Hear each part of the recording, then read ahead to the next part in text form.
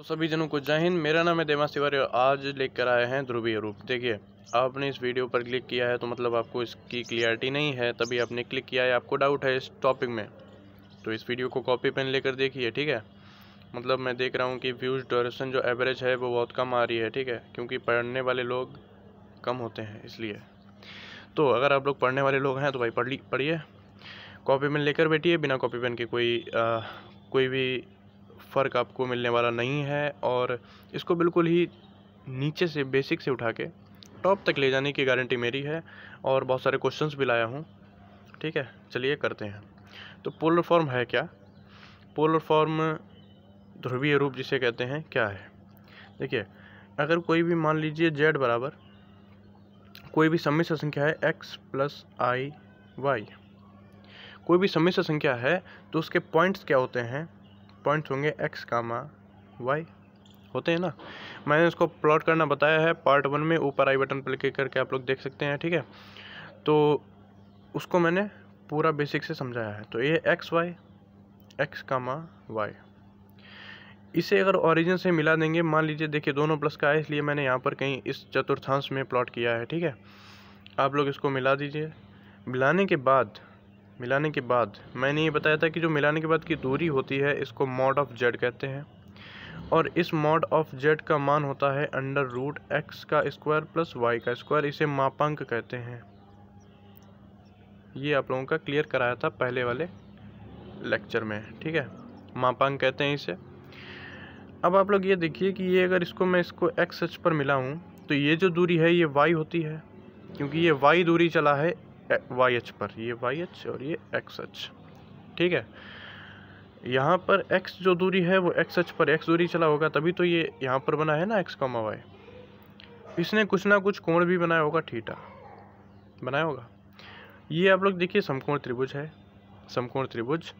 अच्छा, इसका PDF जो है वो मैं टेलीग्राम पर दे दूंगा, नीचे डिस्क्रिप्शन बॉक्स में लिंक है, उसको जाके ज्वाइन कर लेना, ठीक है। ज्वाइन ना करना तो डाउनलोड कर लेना भाई लिंक, वो PDF और क्या लिखने के लिए, ऐसे ही लिख लो तो ज़्यादा अच्छा है।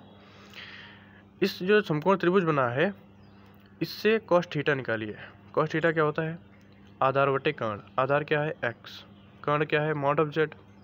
समझ रहे हैं ना, मॉड ऑफ z, ठीक है। x बराबर अगर निकालेंगे तो x बराबर क्या आएगा? Mod of z cos theta. कोई दिक्कत तो नहीं। साइन थीटा निकालिए। साइन थीटा होता है लंब बटे कर्ण। लंब क्या है? y, कर्ण क्या है? वही मॉड ऑफ z।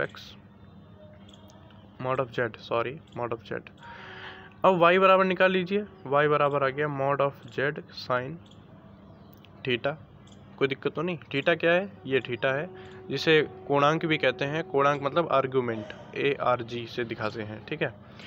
तो ये x और y के मान आ गए जो हम लोग z में प्लॉट कर सकते हैं ना, z में। तो z बराबर क्या था? x प्लस आई वाई। x का मान इसमें रखेंगे mod of z cos theta plus y का मान रखेंगे i mod of z sine theta. कोई दिक्कत नहीं। आगे बढ़िए। z बराबर मॉड ऑफ z इसमें से कॉमन लेंगे और ये क्या बन जाएगा? cos theta plus i sine theta. कोई दिक्कत नहीं। लेट कर लेते हैं, मान लेते हैं, माना मॉड ऑफ z जो है उसको r मान लेते हैं। तो आप लोग अपनी कॉपियों में यही पढ़ते हैं कि z equal to r cos theta plus i r sine theta.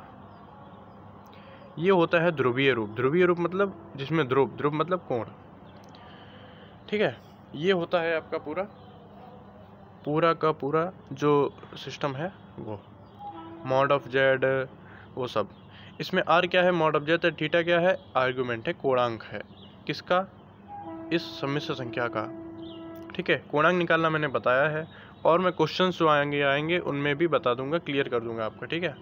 थोड़ी परछाई पड़ रही है लेकिन एडजस्ट कर लेंगे, पढ़ने वाले एडजस्ट कर लेते हैं, ठीक है। तो यहाँ तक समझ आ गया? क्लियर, एकदम फर्स्ट क्लास। चलिए आगे बढ़ते हैं क्वेश्चंस पर। देखिए, क्वेश्चन है आपके पास z बराबर 1 प्लस आई, इसका ध्रुवीय रूप आपको बताना है। तो z बराबर 1 प्लस आई सबसे पहले तो हम लोगों को मॉड ऑफ जेड की ज़रूरत पड़ेगी, तो उसको निकाल लेते हैं। वो होता है अंडर रूट एक्स का स्क्वायर मतलब 1 का स्क्वायर प्लस आई का गुणांक 1 ही है 1 का स्क्वायर, ये हो जाएगा अंडर रूट 2। कोई दिक्कत नहीं, इसी को आर भी कह सकते हैं आप लोग, ठीक है। ये आर आ गया। अब निकालेंगे थीटा। थीटा निकालने का सूत्र होता है tan theta equal to y upon x. Y क्या है, एक ही है, एक्स भी एक ही है, तो tan थीटा बराबर tan 45, थीटा बराबर 45 को लिख सकते हैं π/4, कोई दिक्कत तो नहीं, π/4। यहाँ तक क्लियर? क्लियर। पहले चतुर्थांश में है इसलिए थीटा ही रहेगा। मैंने जो कोणांक निकालना सिखाया है पिछली वीडियो में, उसका भी लिंक डिस्क्रिप्शन बॉक्स में दे दूंगा। उसको अगर आप लोगों को क्लियर नहीं है तो उसमें आप लोग देख सकते हैं, ठीक है। उसमें कोणांक और शायद मैंने वर्गमूल निकालना भी बताया है, तो वो देख लेंगे आप लोग, ठीक है, जिनको नहीं आता है। बाकी ये आर आ गया, ये थीटा आ गया। अब आप लोग जेड को निकाल सकते हैं। जेड का रूप क्या होता है, आर कॉमन ले सकते हैं, कॉस थीटा प्लस आई साइन थीटा, ठीक है। जेड बराबर आर क्या है, अंडर रूट 2 कॉस π/4 प्लस आई साइन π/4, यही हो गया ध्रुवीय रूप। अब इसमें मान ना रख देना, cos π/4 cos 45 मान ना रख देंगे तो वहीं आ जाएंगे आप लोग, ठीक है। दोबारा रूप केवल लिखना है, ऐसा क्वेश्चन आपकी बुक में ज़रूर होगा, ठीक है, आ भी जाते हैं एग्ज़ाम में। तो यहाँ तक उम्मीद करता हूँ क्लियर होगा, ठीक है। अब अगले क्वेश्चन पर आते हैं। तो अब क्वेश्चन देखिए आप लोगों के पास, ये बहुत ही अच्छा क्वेश्चन है। जेड बराबर आई, केवल आई, आई को ध्रुवीय रूप में कैसे लिखेंगे, तो इसको लिख सकते हैं 0 + आई, कोई दिक्कत नहीं, कोई दिक्कत नहीं। पहले हम लोग वही मॉड ऑफ जेड निकालेंगे। मॉड ऑफ जेड होता है अंडर रूट एक्स का स्क्वायर मतलब 0 का स्क्वायर प्लस वाई का स्क्वायर मतलब 1 का स्क्वायर। एक्स का 0 का तो 0, वो तो 1 ही आएगा घूम फिर के, इतना तो पता होगा, ठीक है। इसको ही आर कहते हैं। हाँ, अब आप लोगों को चाहिए थीटा। देखिए अब आप लोगों के पास थीटा निकालने का निकाल लीजिए। तरीका तो मैं 2 बताऊंगा इसको। tan थीटा बराबर एक तो निकाल सकते हैं वाई अपॉन एक्स, तो वाई तो 1 है लेकिन एक्स तो 0 है, और 0 मतलब हो गया tan थीटा बराबर इन्फिनिटी, किसी के बटे में 0 तो अनंत, और अनंत होता है tan 90 का मान। tan theta equal to tan 90 मतलब π/2, थीटा बराबर आ जाएगा π/2। कोई दिक्कत दुविधा तकलीफ नहीं। वैसे भी मैंने आप लोगों को उस वीडियो में बताया है कि अगर आप लोग आर्गूमेंट निकालते हैं, मतलब कोणांक निकालना है, तो ये एक्स अक्ष होती है, वाई अक्ष होती है। एक्स मतलब रियल पार्ट और ये वाई मतलब इमेजिनरी पार्ट, मतलब वास्तविक भाग और काल्पनिक भाग।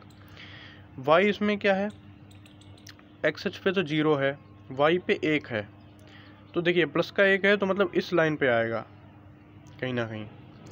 एक्स तो 0 चलेगा ही नहीं, वाई अक्ष पर प्लस की तरफ मतलब इसी लाइन पर कहीं ना कहीं होगा।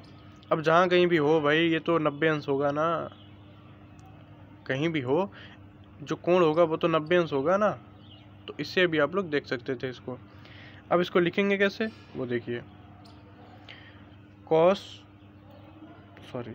Z equal to r, r क्या है 1 कॉस थीटा, थीटा मतलब π/2 प्लस आई साइन π/2। तो इसको ऐसे भी लिख सकते हैं जेड कॉस π/2 प्लस आई साइन π/2। ये देखिए आई को लिखने का तरीका आ गया आपके पास। आई को ऐसे लिखा जा सकता है, मुझे नहीं लगता कोई दिक्कत होगी यहाँ पर, ठीक है। आगे बढ़िए।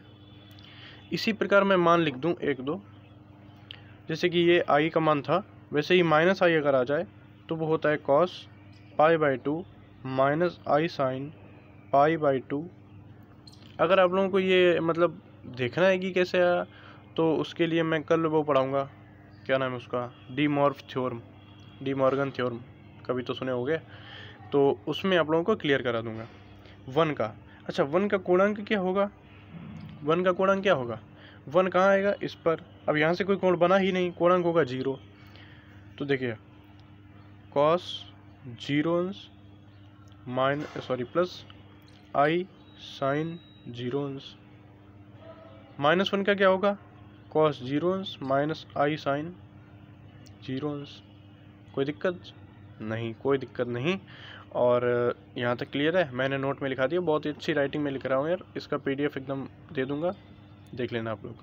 अच्छा, क्वेश्चन आ गया, अंडर रूट आई का मान ज्ञात कीजिए। ये क्वेश्चन तो डी मॉर्स थ्योरम का है, मैं उसी से लगवाना चाहूँगा, ठीक है, उसी से लगवाऊँगा। कल इस क्वेश्चन को करेंगे हम लोग। चलिए अगले कहीं देखते हैं, क्वेश्चन हो आपके पास तो। ये क्वेश्चन, अरे यार ये सब डी मॉर्स थ्योरम के क्वेश्चन है, मैं इस थ्योरम को कल पढ़ाऊँगा। अगर कोई चीज़ टॉपिक छूटा है नहीं तो ठीक है, कल पढ़ाऊँगा। तब तक के लिए मैं इसका जो थोड़ा बहुत मतलब समझ तो गए होंगे आप लोग, ध्रुवीय रूप निकालना इतना तो अच्छे से बताया है यार, ठीक है। चलिए मिलते हैं कल, तब तक के लिए जय हिंद, जय भारत, वंदे मातरम। हंसते रहिए, पढ़ते रहिए।